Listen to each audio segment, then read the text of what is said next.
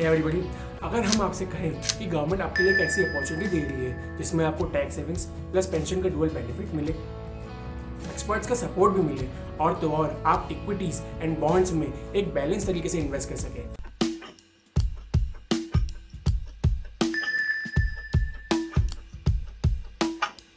हाँ, हम बात कर रहे हैं एनपीएस के बारे में।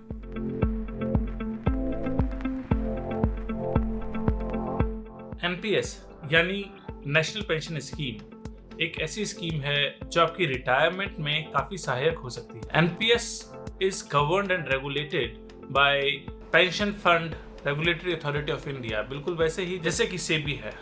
एनपीएस के अंदर 18 से 65 साल की उम्र का कोई भी सिटीजन इन्वेस्ट कर सकता है। इसमें एनआरआई भी आते हैं, provided they are Indian citizens.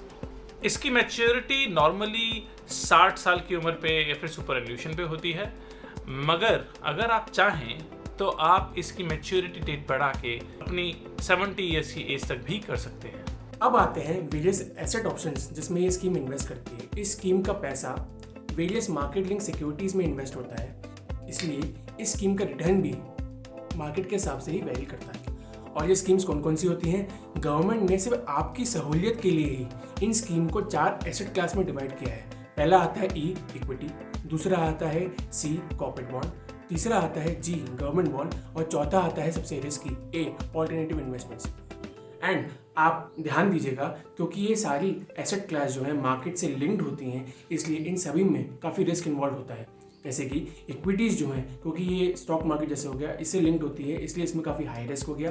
Corporate bond जो है, कॉर्पोरेट की कंपनी जो बॉन्ड निकालती है उनमें मीडियम रिस्क होता है। और उसके बाद आता है गवर्नमेंट बॉन्ड। गवर्नमेंट बॉन्ड में काफ़ी लो रिस्क होता है क्योंकि गवर्नमेंट बॉन्ड निकालती है। और चौथा आता है ऑल्टरनेटिव इन्वेस्टमेंट्स, ये काफ़ी वेरी हाई रिस्क कैटेगरी में पड़ता है।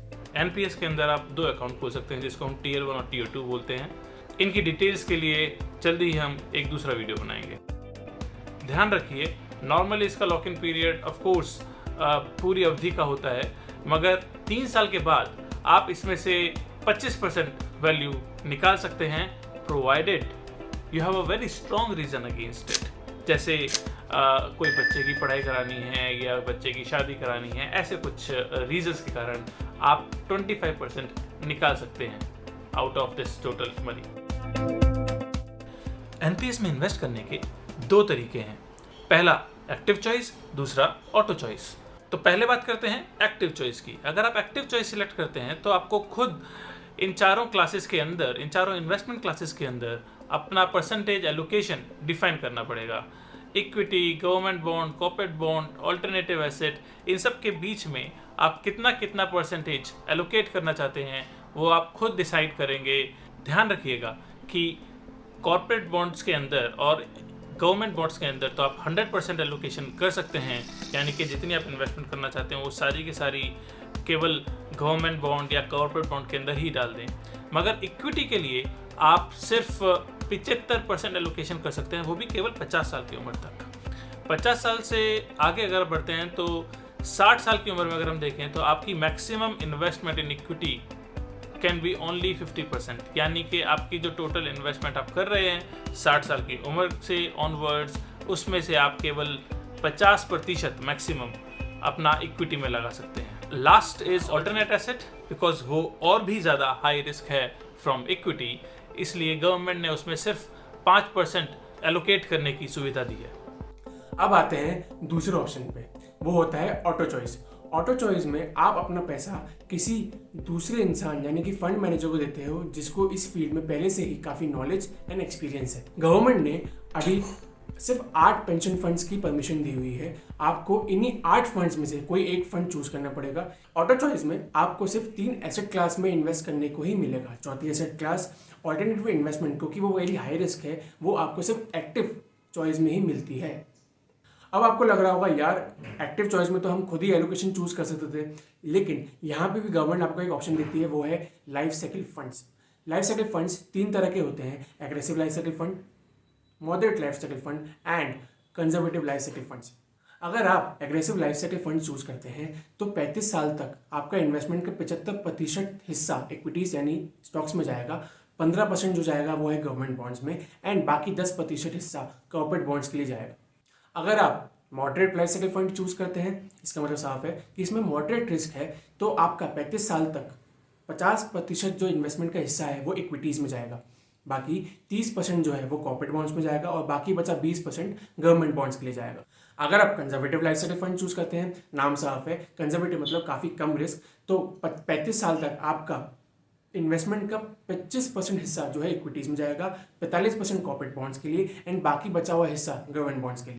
एंड ये ध्यान दीजिएगा, जैसे जैसे आपकी एज बढ़ती जाएगी आपका इक्विटीज़ में इन्वेस्टमेंट कम होता जाएगा और बॉन्ड्स में इन्वेस्टमेंट बढ़ता जाएगा, depending upon the life cycle funds you choose. अब आते हैं टैक्सेशन पे। एनपीएस में टैक्स का बेनिफिट क्या है उस पर बात करते हैं। 3 लेवल पे बात करेंगे।